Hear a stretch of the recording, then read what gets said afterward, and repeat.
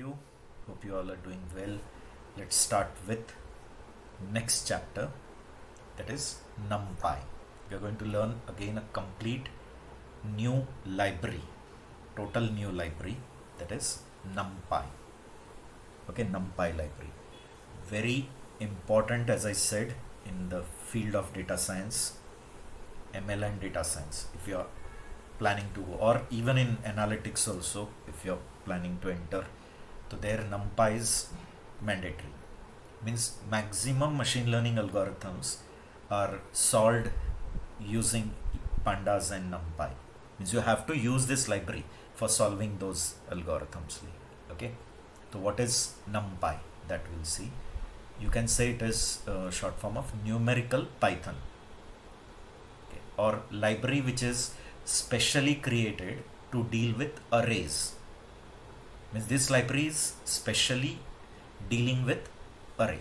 And what is an array? I hope you know it. Array is collection of homogeneous elements. Here it properly follows that definition. It's a collection of homogeneous elements.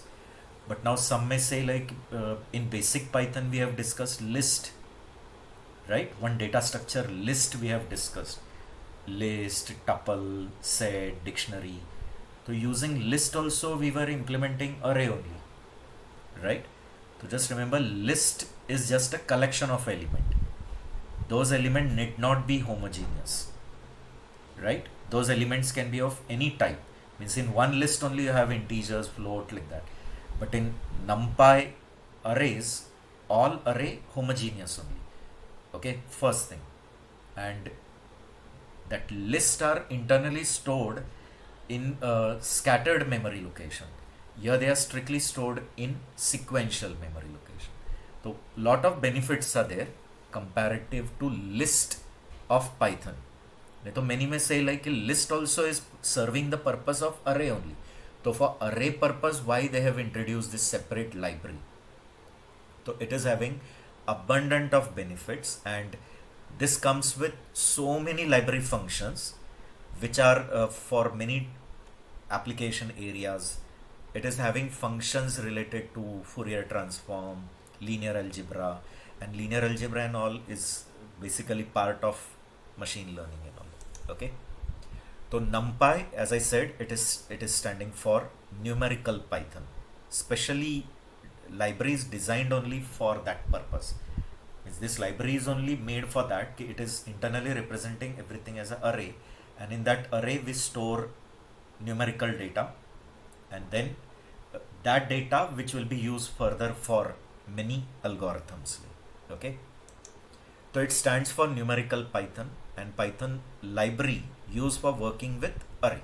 Means this library is specially made only for arrays, or you can say arrays library in Python is numpy.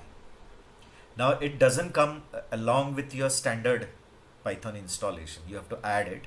But some Python distributions are there, like Anaconda or Jupyter Notebook and all. So in that you don't have to install that. In that they by default provide this numpy. But the one which we use, the standard distribution from Python website which we install, so in that numpy by default doesn't come. We have to add it. How to add, I'll tell you. Okay.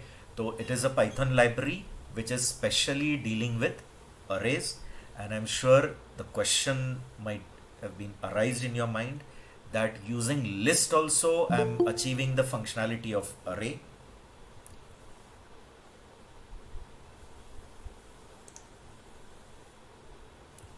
Okay, using list also we are doing the work of array. Then why this thing is needed? So we have some benefits. Obviously there are lot of benefits of your standard list which Python has provided, and this numpy. Okay, I hope you're understanding what I'm trying to say. Okay, in list also we were trying to do the work of array only, list of Python. Then what is the speciality of this? We'll be discussing. Then it is having lot of abundant of functions which are for these areas, like in case of linear algebra, Fourier transform, Getting this Fourier transform and all is needed for image processing and all. If you want to do some AI based applications, lot of AI based application where Fourier transform is needed, and all of you, I guess you are having either those who have come from BSc background or either from engineering, they have studied mathematics, right? So in your graduation mathematics, that is first year, second year mathematics, Fourier transform was a separate chapter. So Fourier transform, linear algebra, these libraries, they have already inbuilt developed in Python. You don't have to develop all that. Already the libraries are developed. Only that functionality when you need in your algorithm, just pick that library. Pick the function from that numpy library and use it in your algorithm. And very common applications like matrices and all, you don't have to write code for doing matrix operation. You understand? Like if I want to multiply two matrices or add two matrix, already ready functions are developed. Okay, you don't have to write logic, 2-level nested loop and 3 nested loops and do all this operation. You just want a transpose of a matrix, okay, or just want to add two matrices. Ready functions are developed in this numpy library. Getting? And this numpy was not introduced in your original Python. It was made by Tarvis Oliphant in 2005. He added it in the open source group and then you people can use it. So created in 2005 by Tarvis Oliphant. Okay. Now again that curiosity question I said, okay, why to use numpy? Only because it is used to deal with arrays. But arrays so we can use as list also. So list is also achieving the same functionality. Then why numpy? So there is a benefit. I'll come to it. The main benefit is these numpy arrays are homogeneous. Means in that it will not allow you to put elements of any heterogeneous type. If all are boolean, boolean only. All string, string only. If all are complex numbers, complex number. Heterogeneous types it won't allow. First. And they all are kept in a contiguous memory location. And as they're kept in contiguous memory location, to access any particular ith element becomes faster. Why? Because it will just take the start address, and from start address to go to any ith place, each element size multiplied by that. Getting? This is taught to you in C also. Okay, how to get the address of any ith element.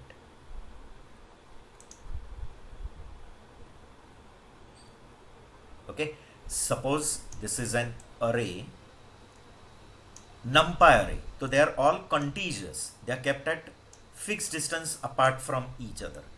So every element size will be fixed. Clear? Fixed size. Now suppose I want ith value and each element size is fixed. Okay? So you'll just take the start address, whatever, plus I into W. So when I multiply that I with W, I'll get the ith address, and in that start address just I'll add and I'll able to access it. But the list of Python is not like that. Why? Because in that each elements are objects and every object is anywhere scattered. Only their addresses are recorded. So this object and this object and this object, they all are not in the memory at the same contiguous memory. They can be any scattered place and only their addresses are recorded.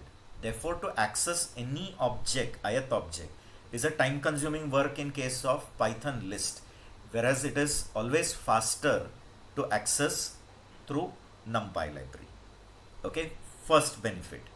And the other benefit is they have provided so many ready-made operations on this array. Like you want to convert one dimensional to 2D, then 2D to 3D, or 3D again back to 1D. All such provision are there. You have a matrix and then you want to do operations on that matrix, and so many statistical functions, all are ready developed. Like you want all statistical calculations to do. So for that already ready-made those statistical functions are developed and given to you. Just use that function in your algorithm. Getting? So a lot of advantages are there. We'll be learning this of numpy. And the thing is, numpy libraries internally developed in C. Means they use C++ arrays. And C++ arrays are always contiguous. They always are stored in contiguous memory location. And partially that is developed in Python. We'll be seeing that, how it is developed. Okay, so Python list serves the purpose of array, but they are slow to process. And that is the reason. Why they are slow? Just now I discussed it. Python list and numpy, both the ultimate goal is like an array, but Python list contains heterogeneous element, but numpy array contains all homogeneous, and they are all in a contiguous memory location. So as they are continuous, it's called as principle of locality. Means if all people are staying nearby, so to search them it becomes easy. But if one is staying here, one is staying somewhere else, one is staying somewhere else, so to search anyone from that community becomes difficult. No? But if all the people of that community are staying very nearby, okay, so searching them becomes easy. So in case of numpy, accessing any element is always faster because they are kept in continuous location. Whereas your Python list is slower. Why? Because the objects are scattered. One object may be one place, another, and only the references of that object are in the list. Okay? So that is the first basic thing. Ki Python list serves the purpose of array. No doubt, ki list can be used like an array, but the only thing is ki numpy is always faster and Python list is always slower to process. Numpy aims to provide an array which is 50 times faster than the traditional Python list, and that is being calculated on the sample data, and that data is not in 1 or 10 or 100. You understanding? When 1 size data, 10 size data, 100 size data, 1000 size data, 10,000 size, 1 lakh size. So they have gone to exponential length, and then they have found out that the processing of numpy array is 50 times comparatively faster than processing list. Because when list becomes bigger and bigger in size, it is sure going to be slower comparative to numpy. Correct? And in numpy, every array is again an object, because ultimately it is Python, and you know that in Python nothing is without an object. Everything is object. Int is object, float is object, function is also object, right or no? Each and everything in Python is object. So obviously numpy array is also object, and it's an object of class nd array. Okay, nd array means n dimension, they are saying. Means it can be 0 dimension, 1 dimension, 2 dimension, 3 dimensional, and it can extend to any level. So array object in numpy is an object of class nd array, and it is providing lot of functions to do work on it. Very basic functions like sum, then like if it's a 2D array, so you want a row summation, you want a column summation, don't write any logic, ready functions are there. Like in C, I guess we have written such code, finding summation of row element, finding summation of column element. For that, ready function is there. Getting? All trigonometric functions are there. All trigonometric operations you can do on it. Many statistical operations, ready-made, they have developed and kept. Therefore, the life of programmer becomes easy. That's what, if you learn ML algorithms, so your task is just to learn the algorithm, and to implement that algorithm, already the libraries are developed. Getting? So the array object in numpy is nd array object, and provides a lot of functions that make working with that array very easy. Abundant of functions like min is there, mode is there, then standard deviation, variance, all operations already developed. Just call that library and achieve your task. Correct? and numpy library is very much used in the field of data science, okay, where speed and resources are very important. Why? Because in the field of data, the field of data science is collecting the data, storing the data, processing data by applying different algorithm and inferring something from it. Infer means doing some predictions or conclusions. So in that, obviously conclusions cannot be taken from one or two data. Like exit poll is done, is it or no? When elections happen, so when the exit poll is done, the exit poll cannot be decided that this party or that party will come from 5 people or 10 people opinion. You have to take lot of opinion and then we can conclude from it. Isn't it clear? So much huge data will be there, and from that we have to do some predictions. So that is the field of data science where abundant data is to be processed, where numpy is very much useful. Okay, I hope about what is data science in basic Python first lecture, applications of Python. So one field is the field of data science. So it's a branch of computer science where we collect the data, store that data, we analyze that data, and then we apply some scientific algorithms, and from that we try to derive some conclusion. Some predictions also we do. Getting?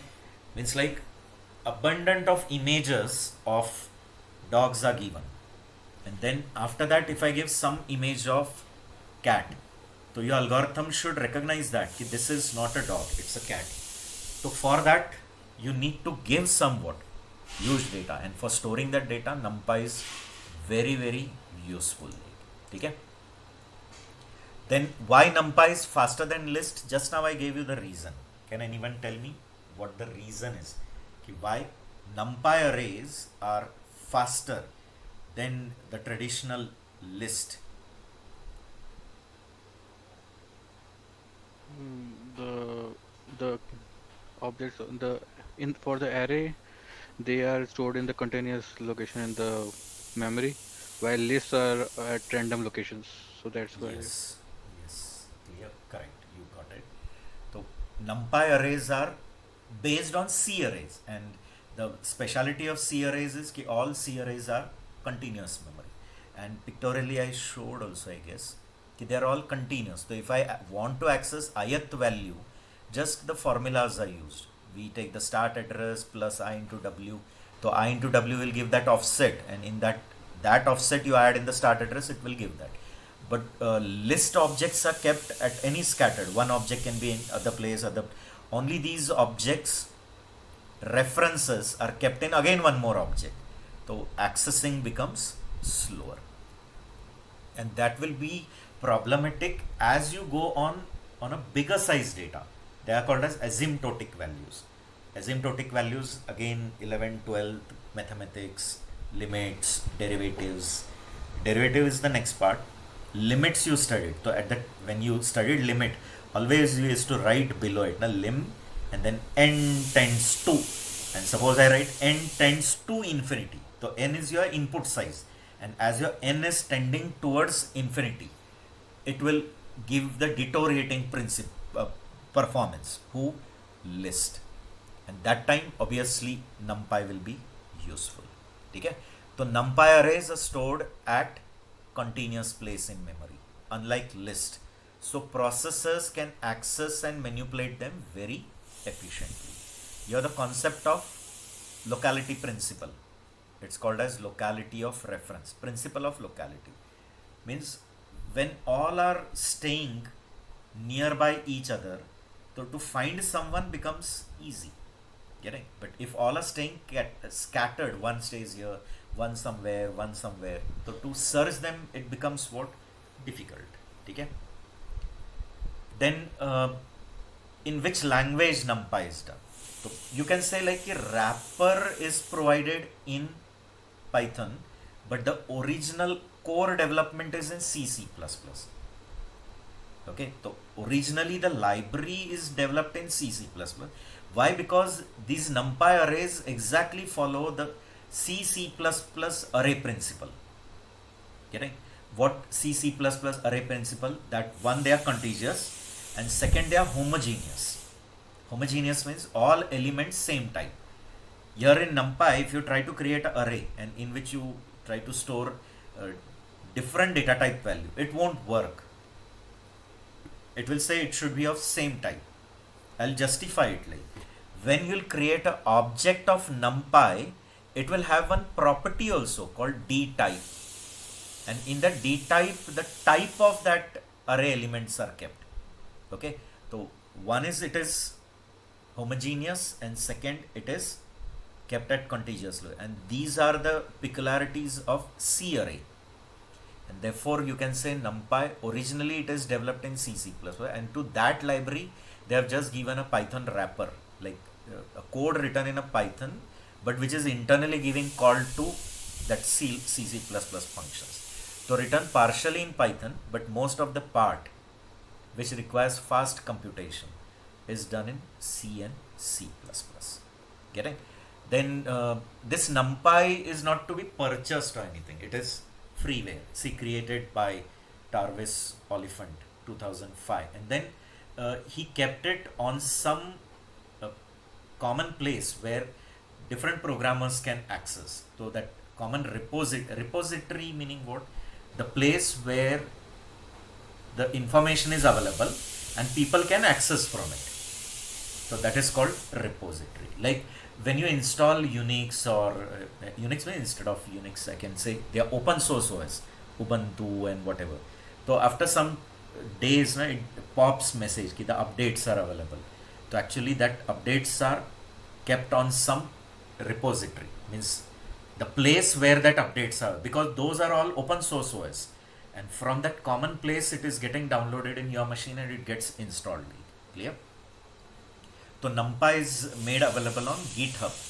So on GitHub this library is there. If you are very competent C++ programmer, you can download and understudy it also, or if you are just interested in using it, so install by pip command and use this library in your program. Okay, but if you are interested in seeing the original source, you can. Okay, so the source code for NumPy is located at this GitHub repository. This is that path, and if you go to GitHub, there you can download also, or through pip command you can install in your machine and just start using it. Okay, see, GitHub enables many people to work on the same code base, right? So it is a common place. Many people nowadays biodata is made only in that way. Have you put any of the projects on GitHub? Means nowadays like resume is made in that way. You have to put at least 2 or 3 projects on GitHub. Like there you have put it and people can see what you have developed. Now coming to how to use it. So obviously the standard Python distribution which we have installed from Python website, hope the first or second lecture you remember, of basic Python. So that time we downloaded the latest version from python.org and then we installed. So in that normally NumPy doesn't come, but if you are using some other distribution of Python like Anaconda or Jupyter, okay, or Spider and all is there. So that if you are installing, so in that NumPy automatic come. You don't have to explicitly put. So if you are using standard installation, then you need to put NumPy. You have to install it. So you can install it by pip command. So pip install NumPy. That's all.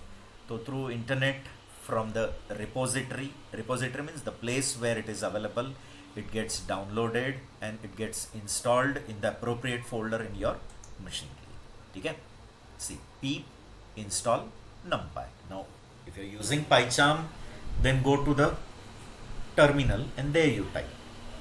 If you are using the standard Python ID, that is idle, okay, if you are using idle,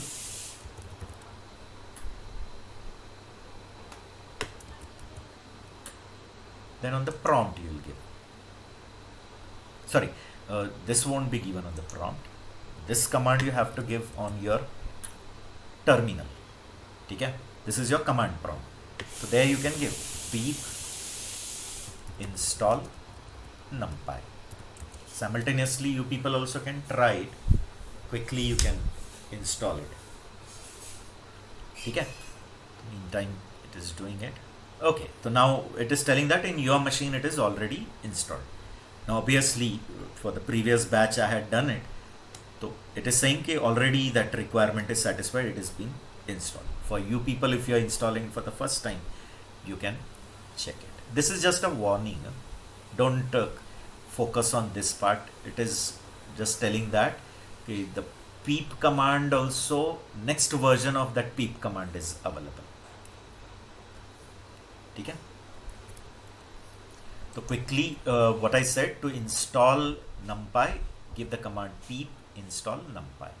And if you are using other distributions of Python, like as I said, Anaconda, Spider, okay, so in that already what come, numpy is already bundled and given. Bundled means it is shipped, packaged with that distribution. Numpy is also coming along with it. Okay.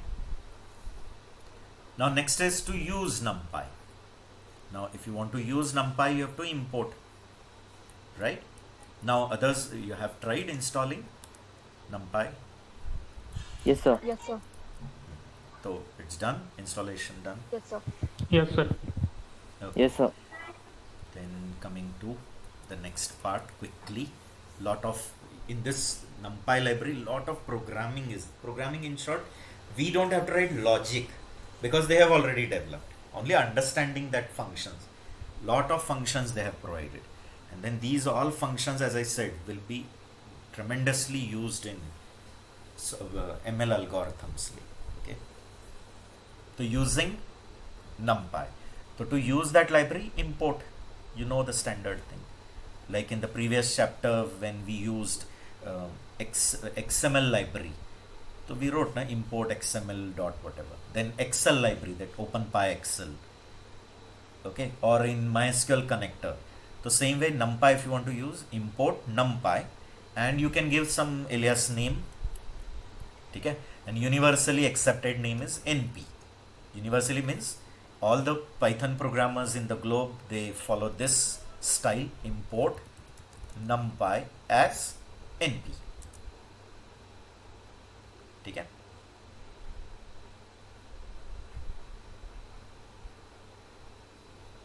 And if you print and see NP, it will give you the path. See, so numpy, this is a package, and in that package, this is by default, every package contains this init.py. Okay, it tells the path where this numpy is installed. So in my machine. Okay, so NP is just a commonly accepted name. Everyone use this name. If you want to give some other alias name, you can give it. Okay. So import it in your application by adding import key, by using import keyword, and then the name of the library. So import numpy. If I do only this much, every time I have to use numpy dot. Okay. So for that, the alternative way is give the alias name. So usually numpy is imported under the NP alias. Alias means alternative name for referring something. Okay. To create an alias with the keyword as. Now this thing you are knowing it from the past. So I'll write import numpy as NP. Okay. So till here I hope it is clear to you guys. Now if you want to print and see which version numpy is being installed, because these are all open source libraries, and if these libraries are changed by the creator, so he'll put it on the GitHub. So if you want to download the latest version, again you can install it. Okay. So now when I try to install, so it is saying that no new version is available. Therefore it said the requirement already set. If suppose any new version is available, that automatic gets downloaded. Okay. So to print the version, there is np dot underscore underscore version underscore underscore. See, now in my machine it is printing 1.19.2.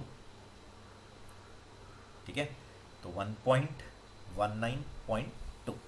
Now in your machine what it is getting printed, I don't know.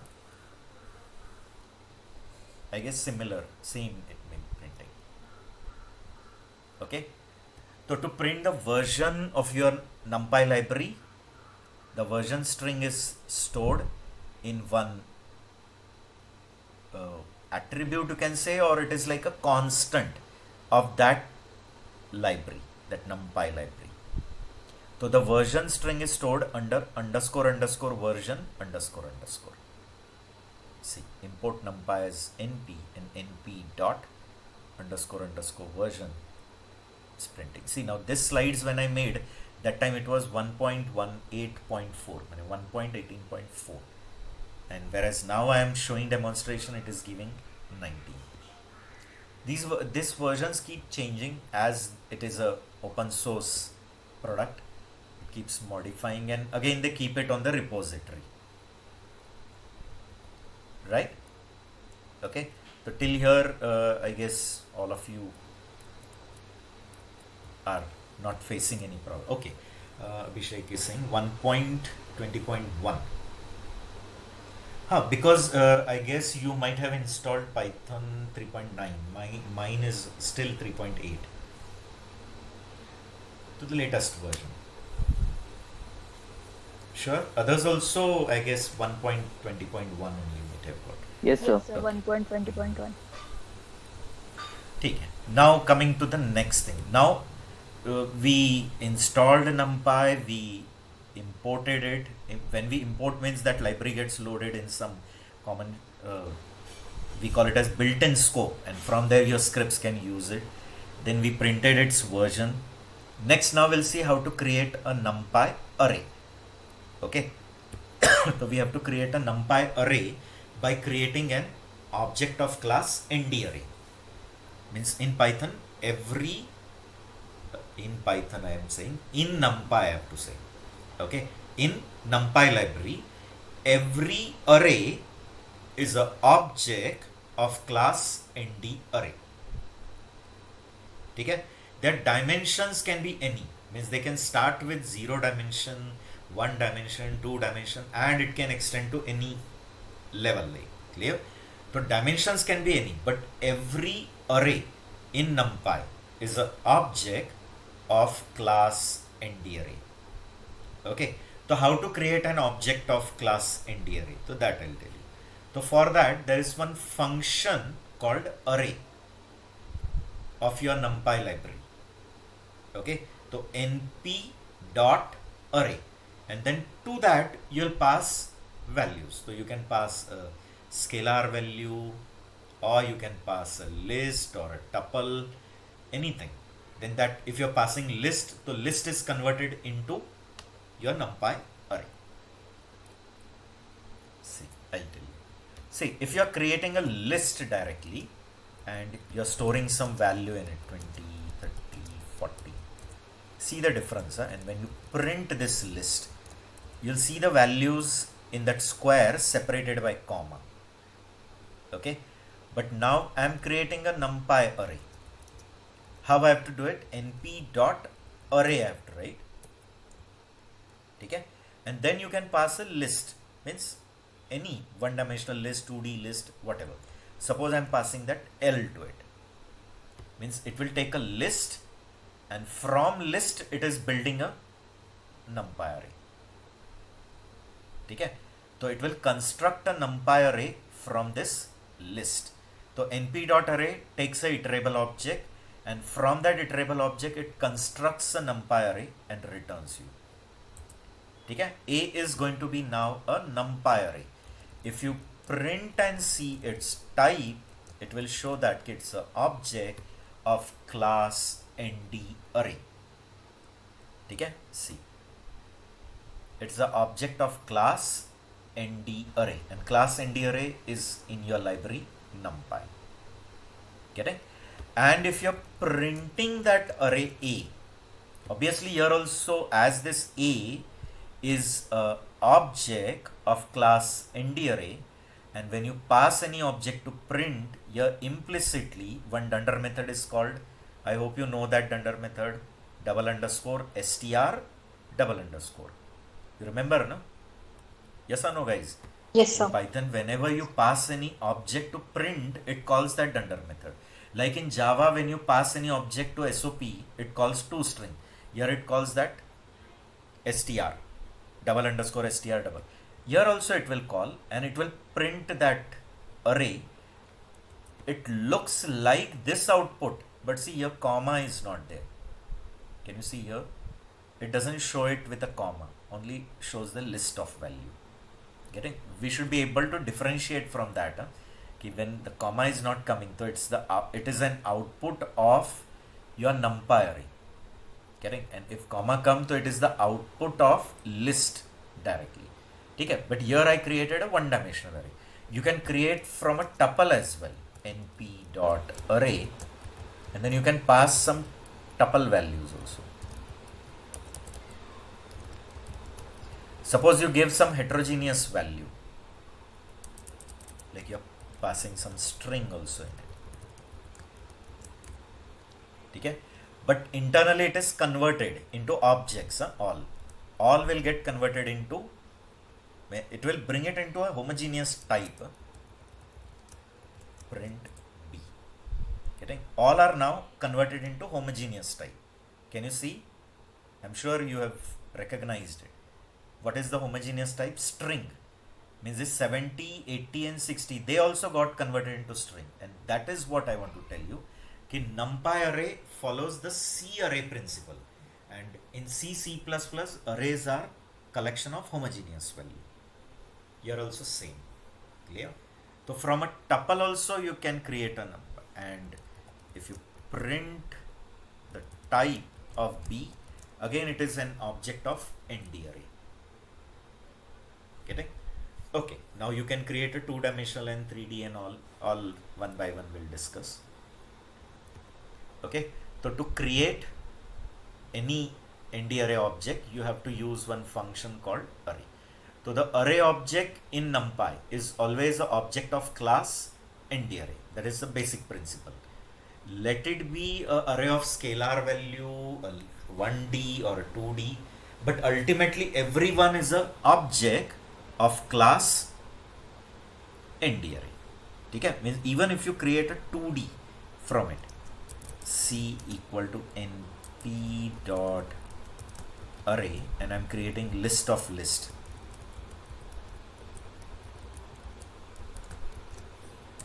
Will do. If you print C, it will display list of list. See, this is the different way of printing. If this is list of list and you print that, it will display in different way. See, I'll show you.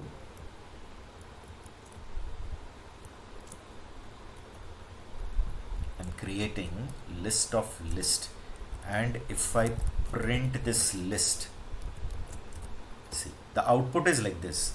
In one line only it displays all the elements, because it treats this one list also as an element. This second list is as an element, and that two elements list it prints, where here it is printing properly one below another, like a matrix it displays. And if you check the type of C, still it is an object of class ndArray. See, it is an object of class ndArray. Right? I hope you're understanding it. So the array object in NumPy is always the object of class ndArray, and create a NumPy ndArray object by using one function array.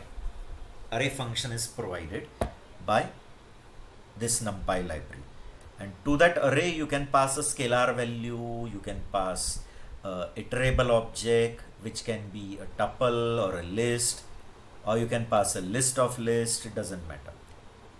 Okay, so we can pass a list, a tuple, or any array like object. Now array like object means any iterable object. So you can pass a range, you can even pass range.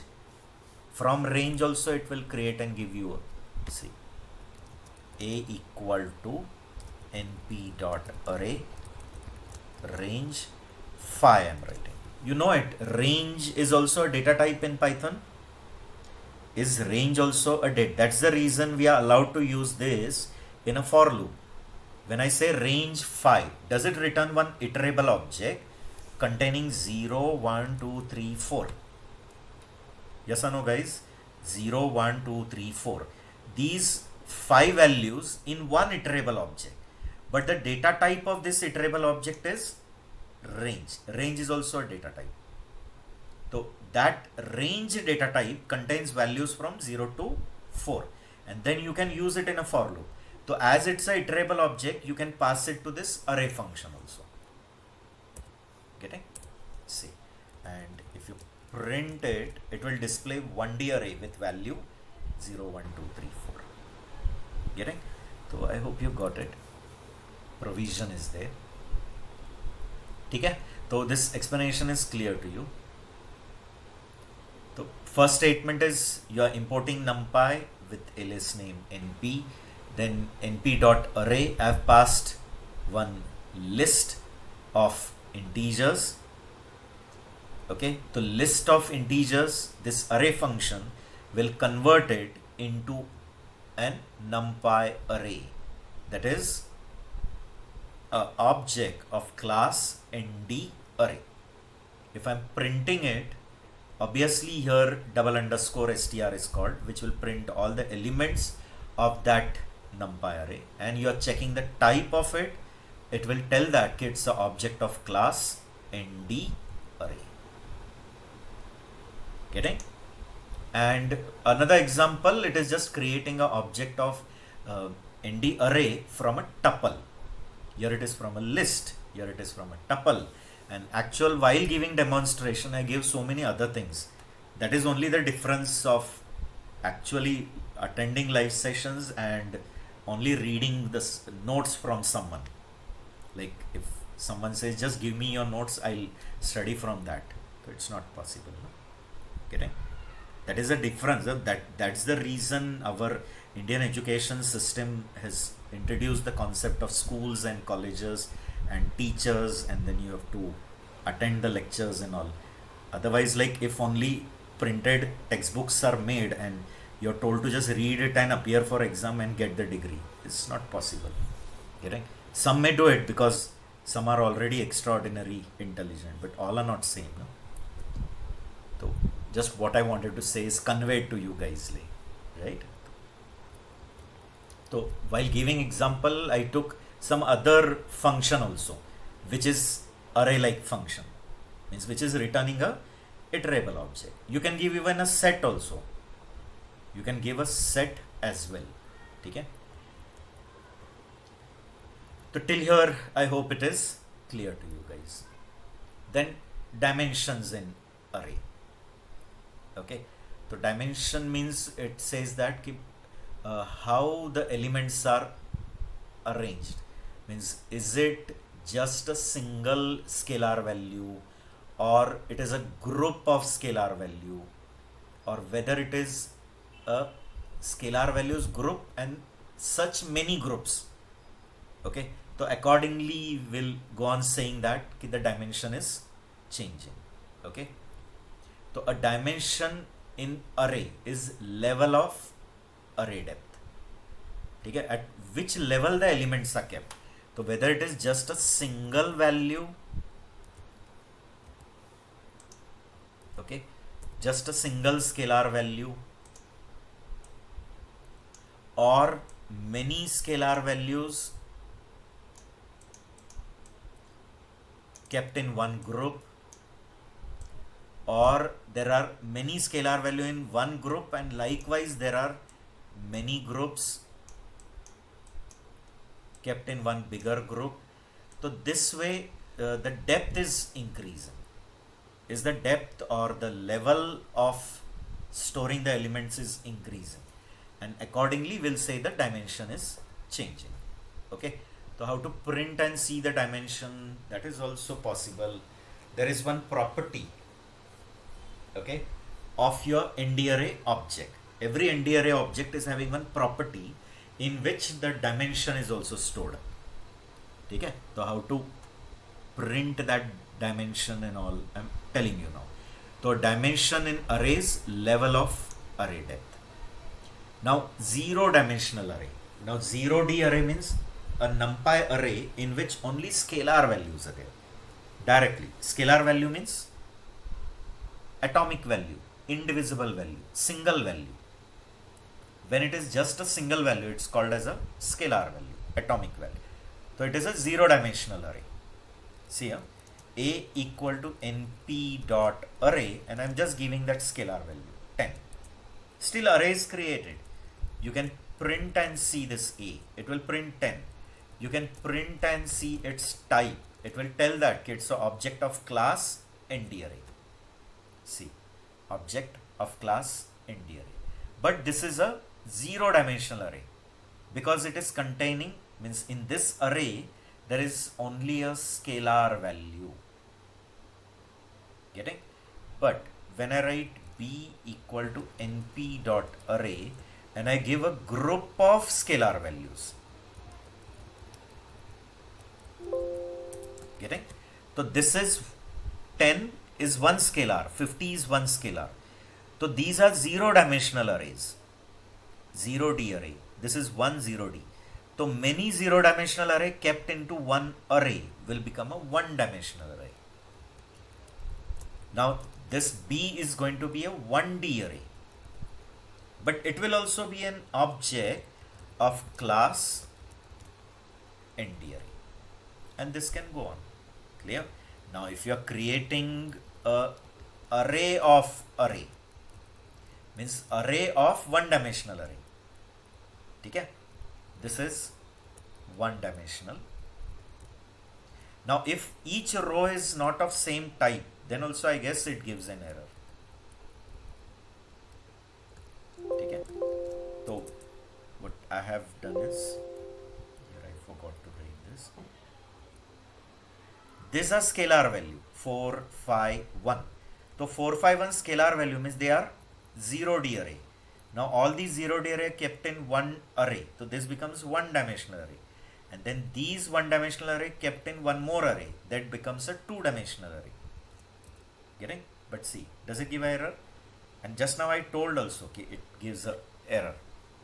What error it is producing? Okay, they should be of same level, length. See, different length or shape. This is 3, this is 4, this is 2. Now suppose I make them of equal length. 3. Here you can delete one and add one. Okay? See, the error goes. Print and see. This becomes a two-dimensional array, and you can extend this to any layer. Even three-dimensional arrays are also allowed. Okay, so an array in which there are two-dimensional arrays. An array containing 2D array becomes a 3D array. Getting? np dot array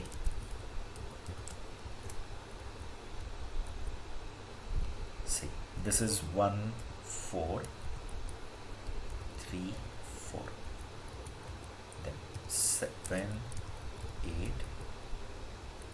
1, 2. This is one two-dimensional, this is one two-dimensional, and this two two-dimensional kept in one more array, it becomes a three-dimensional array. Getting? So one array is, this is a 2D array, 2 by 2. This is one scalar value, second scalar. 2 scalar makes 1D, and this 2 scalar makes 1D, and this 2 1D makes a 2D. Getting? And this way one more 2D I have kept. Right? This 2D is again one more array, and this 2 2Ds array becomes a 3D array. So this can be extended to any level. Okay? See, print and see D. Can you see? This is scalar, 0 dimensional. This is 1 dimensional. Two 1 dimensionals, one array is 2D. This is 2D, and two 2Ds makes a 3D. Getting? So this way it can be extended to any level. Okay? So 0D arrays means your direct scalar value. But though it is a scalar, when it is represented as a ND array, so it's an object of class ND array. So 0D arrays or scalar are the elements in an array. Each value in an array is a 0D array. See, I've written np.array 45. So 45 is a scalar value. So that one scalar value is one 0D array. Okay? Now if I'm creating an array of 0D arrays, many 0D arrays, one array, it becomes a 1D array. See, an array that has 0D arrays as its elements is called unidimensional or one-dimensional array. See, in this case, all demonstrations I have already shown you. Just go through the slides. So 10, 20, 30, 40, 50. These are 5 scalar values. So they are 5 0D. But that 5 0D's one array makes a 1D array. Getting? But still, let it be 0D, 1D, 2D, 3D. All are objects of class ND array. Getting? Example like I'm creating a 2D array. Now 2D array means an array of 1D arrays. And every 1D array is an array of 0D arrays. D represents dimension. So an array that has 1D arrays as its elements is called 2D. Okay, and these are often used to represent matrix. Okay, or that matrix is also called as second order tensor. Okay, this is more terminology from linear algebra. This term we use in linear algebra mathematics. Okay, so when it is represented in this way, see, this is a second order tensor and this is second order tensor, and two second order tensor kept in one array is called as a third order tensor. Okay, then numpy has a whole submodule. See this mat, which is a separate submodule of numpy, which provides you all the functions of matrices, like adding matrix, multiplying two matrix, getting identity matrix, getting transpose of the matrix. Don't have to write logics. Ready functions are there. You understanding? You just pass your numpy array and it will give you the result. Right? Means like if you want a transpose, just call the transpose function, give your array, it will return you the transpose of that array. That's simple. They have done it. Okay? See. So 10, 20, 30, 3 0D. 3 scalar. So 3 0D kept in 1D. This 3 0D kept in 1D. And this 2 1D kept in one more array. That becomes a 2D. And this can be extended to any level. Like an array that has a 2D array. Means matrices. So one matrix, second matrix, third. What is matrix actually? Matrix is arrangement of numbers, okay, in row and column form. When you arrangement of numbers, when you arrange numbers, in which manner? Row column form. In rows and column representation, when the numbers are represented, we call it as a matrix. Clear? So an array that has many 2Ds, then it becomes a 3D. Still it is an object of class ND array.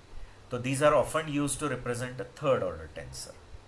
Getting? See, here an example I have given. A equal to, this is just shifted on the next line.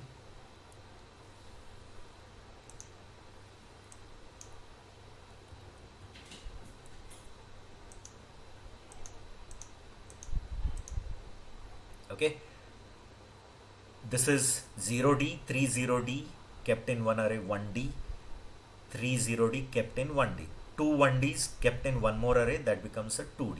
Same concept here. Now these two 2Ds are kept in one more called as a 3D.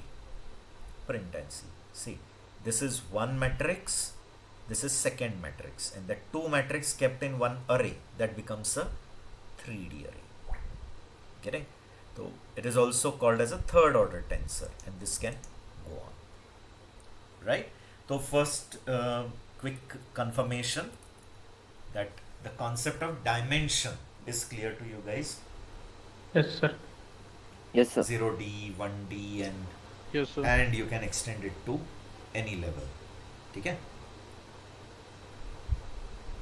Okay. Then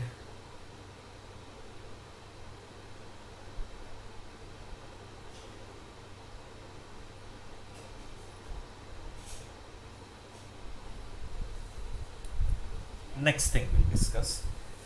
Next is checking the number of dimensions. Okay, so what is the dimension of your ND array object? So every ND array object is having one property in which that dimension is stored, and that property is ndim. N is for number and the number of dimension. So every ND array object will have this property, that is attribute ndim, and it's a number. Obviously it will be an integer and it will indicate the dimension of your array. The attribute that returns an integer indicating dimension. Now in this example, in the demonstration, I created A, B, C, D, right? 4. So I'll write A dot ndim, B dot ndim, C dot ndim, and D dot ndim. Why? Because all 4 are objects of ND array only. A, B, C, and D. All 4 are objects of class ND array. So as they are objects of class ND array, all 4 are going to have property ndim. So you just print and see. Is it displaying 0, 1, 2, 3? So A was an array of 0 dimension, therefore 0 printed. The next was of 1 dimension. Next was of 2 dimension. Next was of 3 dimension. So accordingly the number is printed. Okay. There is a concept called dimension and there is a concept called shape also. Now you'll say, what does shape mean? Shape means how many elements are there in each dimension. Means if it is a 2D, so how many elements are there in each row, and then how many rows are there. So it will be a tuple, and the tuple will indicate a number of each dimension. Number of elements in each dimension. Okay? So don't confuse with between ndim. Ndim just tells you how much dimension your array is. Okay? See quickly here in this one example only. First, A is a n-dimensional array only, but it's a array of scalar value, so it's a 0 dimension. It is a array many scalar values kept in one list, so it is a 1 dimension. 1D many 1Ds array becomes a 2D, and an array of 2Ds become a 3D, and you print and see it's displaying this, right? So I hope you got it. Okay. And Python has again I'm telling Python, this numpy library has given a provision of mentioning the dimension also at the time of creating that array. Okay, means you have 1 dimensional.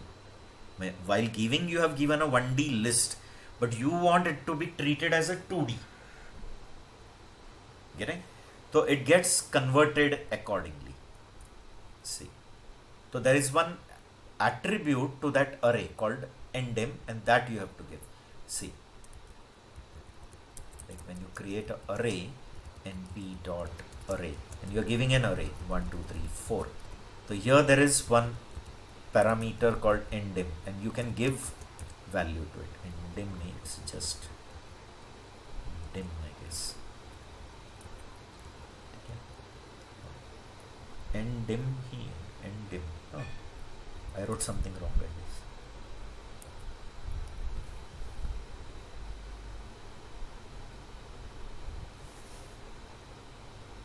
DMIN.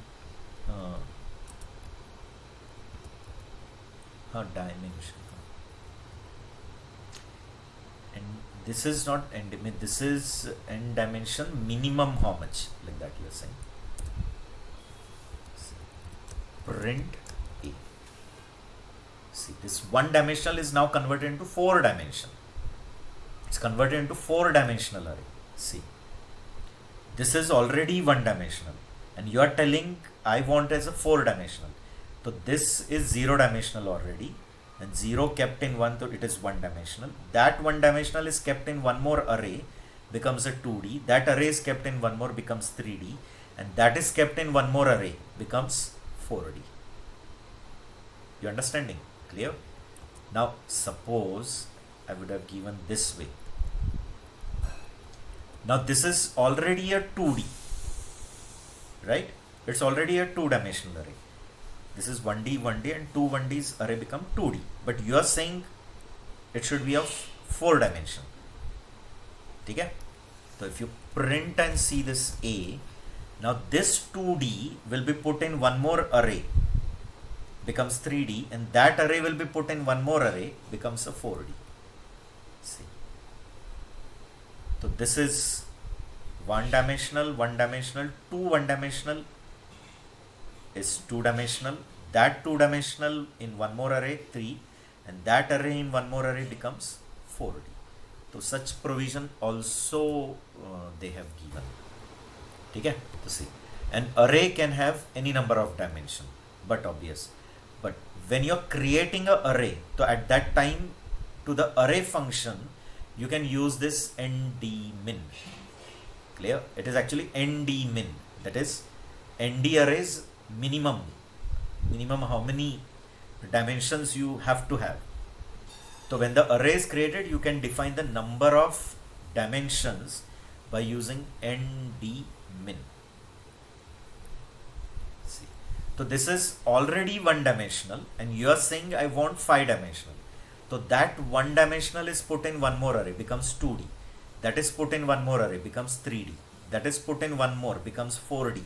And that array is put in one more array, then becomes 5 dimensional. And now if you print and see its dimension, it shows that it is an array of 5 dimension. Like here, if I print a dot ndim, is it printing 4? Because it's a 4-dimension array. Getting? So you got it. So till here, I hope the concept is clear to you guys. Then next, how to access elements of an array. It is the same standard procedure which you use to access elements from a list. Okay, by mentioning the index in a square bracket. So the name of your nd array object, square bracket, and inside square bracket you can mention the index and you can access element. And that index again can be negative. If it is negative, it will access from the right end. Okay, negative indexing starts from -1, and from left end it is starting from 0. Same provision. Now you'll say how to access a 2-dimensional array. I'll tell you. In that you have to give a comma separated list of indexes of each dimension in square bracket. Getting?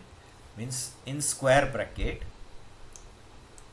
you'll give the index of each dimension, like I comma j.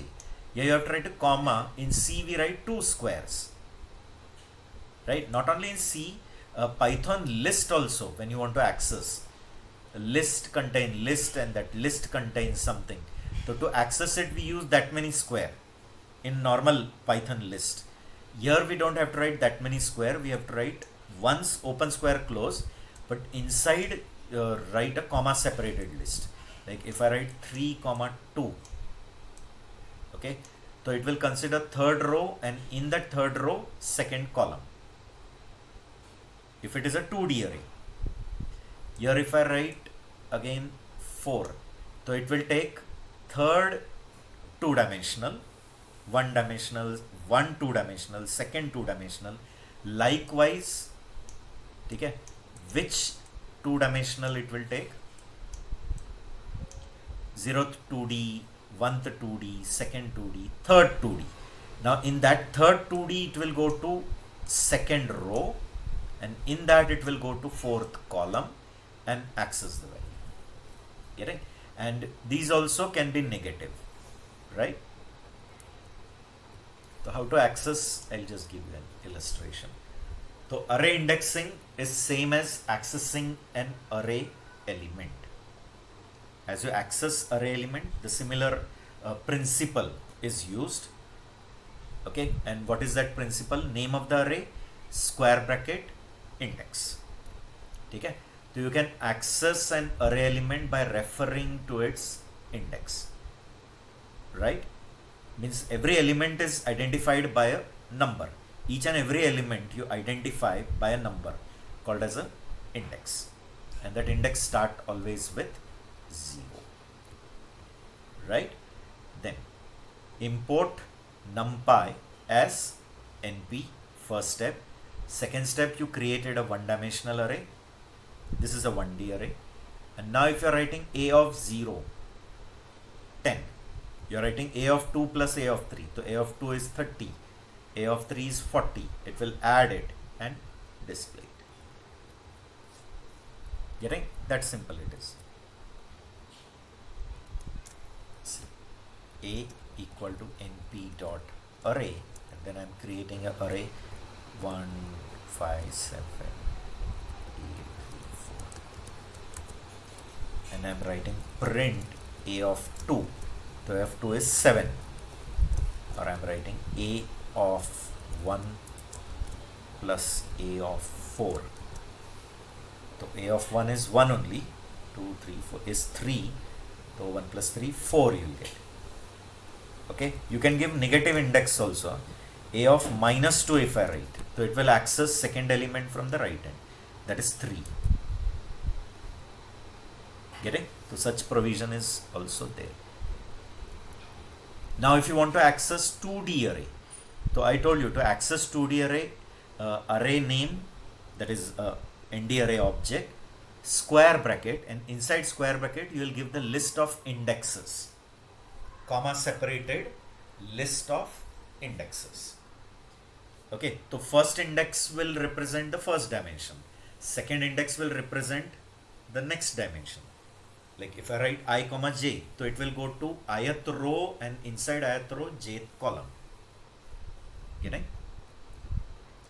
So use comma separated integers representing the dimension and the index of the element.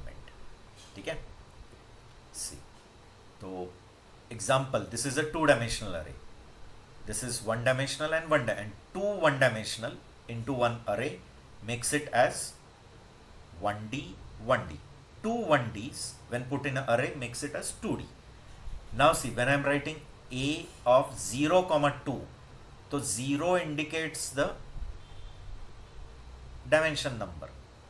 Okay, so it will go to this first 1-dimensional, and inside that 2 means the second index, so it will print this 3. 1 of 3, so 1 means this 1-dimensional array, and inside that third, that is 8. So that way you can access 2-dimensional. Getting?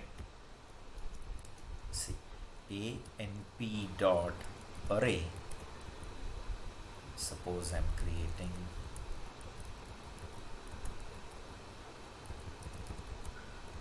so is it a 3 by 3 array? Right? 3 1-dimensional array. Now I'm writing print a of 1 comma 2 comma 0. No, but it's only 1 of 2 only. 1 comma 2. So can you tell me 1 comma 2? 0 means this, 1 means this 1-dimensional array, right? 1 means this 1-dimensional, and in that 1-dimensional array second element is 3, 0, 1, 2, that is 3, so it will access 3. And the same technique is extended to 3D also, like np dot array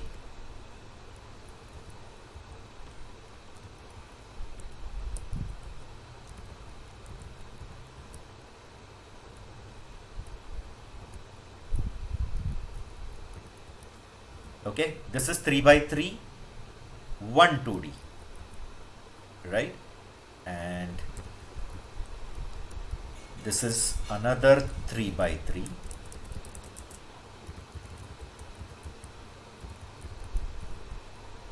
This is another 2D, and this two 2Ds array makes a 3D.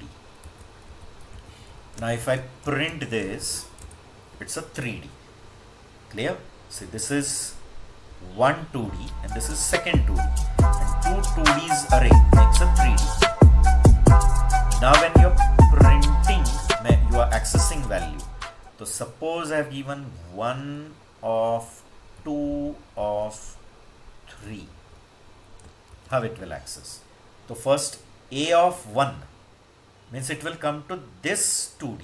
A of 0 means 0 indicates this 2 dimension first, and 1 indicates the second 2D. In that second row and in that row third column, so will it print 5? Clear? I have given 3, it should be 2 only. Okay? 3 is going outside the limit. 0, 1, 2. 3 is not there only. So see, A 1, 2, 2. 1 you got it, this 2D. In that second row means this one. And in second row, second column means 5. Right? This way you can access 3-dimensional array also. So use comma separated integers representing the dimension and then the index of the element. Example here I have taken. Can you understand this? This is 2 by 3. One 2D is 2 by 3.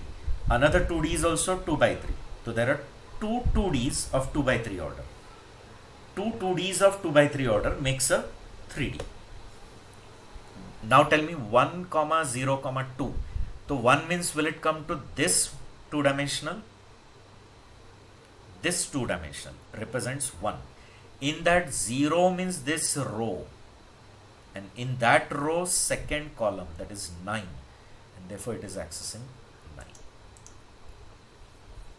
Getting? I hope it is clear. And negative indexes are also allowed. You can use negative indexes also to access. If you use negative index, it starts from last. Like if it is 3-dimensional and in that I'm using negative. See, if I'm writing print a of minus 2 of and then 0. Now a of 1 indicates this 2D, right? 1. Now in that minus 2 means the second row from the last. So it is going to come this middle one only. Minus 1 means this row. Minus 2 means this row it will take. If I am writing minus 3, it will take this first row. You understanding? So minus 2 means which row? This one. And in that which element? 0th element. Suppose here also if I write minus 2. So in that row which element? 7 it will take. Because this is minus 1, this is minus 2. Okay, see. Is it printing 7? A of 1 means what you got it? A of 1 means this thing. Minus 2 means it will start counting the row from end. So this is minus 1 row. So this is minus 2 row. Okay? And in that row, minus 2 element. So this is minus 1, this is minus 2. So 7 come. So this way negative can be given for any dimensions. See. Use negative index to access an array from the end. Whenever you give it negative, it will start considering from the end. Okay, see, for 3D only I have taken directly. I have taken it, no, this is 2D. 3 by 3. 3 by 3. 2 of minus 1. Now 2 row, 0th row, 1th row, 2th row. 2 row is this. And in that minus 1 means from last first element, that is 9. Both minus 1, minus 1. So minus 1 row is this thing. Now when the row number only is negative, so it will start taking the row only from right. So minus 1 row means this one, and in that row minus 1 element means 9. Getting? And 1 of minus 1 means it will start counting from here. So 0, 1. 1 is this thing, and in that minus 1 is 6. Clear? I hope you're understanding that concept. Right? So negative indexing, how to use. Is it clear to you? Yes, sir. Yes, sir. Yes, sir. Yes, Then the sir. concept of getting the part of the array means I want some elements from the range. Like I have an array and I want the elements from one index till next index. Whatever element come within that range, I want. So the concept of slicing in basic Python we have studied on list, string, tuple. I hope you remember. We used to give start index, then the slice operator colon, and then the end index. So it used to return the elements from that start index till end index. Right? End index was exclusive. So that is applicable to numpy arrays also. Getting? I hope you remember this. Like a equal to 1. This is a list. So in case of list, we were allowed to write like this 2 colon 5. So it will return element from second index till 5 index. So 0, 1, 2, 3, 4 and 5 is exclusive. So only this much part of your arrays, list is written. So same terminology is applicable for numpy array also. Correct? You can give start index, colon and end index. And here the slicing is applied for not only one dimensional. You can apply slicing on 2D also. Means you want some part of 2D, so only specific rows you want, or only specific element of one row is possible. See, I'll tell you. Like suppose this is one dimensional array. Okay, and you want some part of that one dimensional array. So you can take a slice of it. Slice means getting the part of it. Now if you have 2D array, okay, so many 1D and many 1D array makes a 2D, right? So in that you want the selected rows from one row number till some row number, and all the rows which come within it, only that selected rows I want is possible. Or there is such provision that from that selected row you want only selected columns. That much slice also you can get. So slices of rows also you can take, or row slices you have taken, but within that also selected columns you want is possible. Or many 2Ds are there. Getting? Many 2D. And from that again I want some selected 2Ds. From this 2D till that 2D.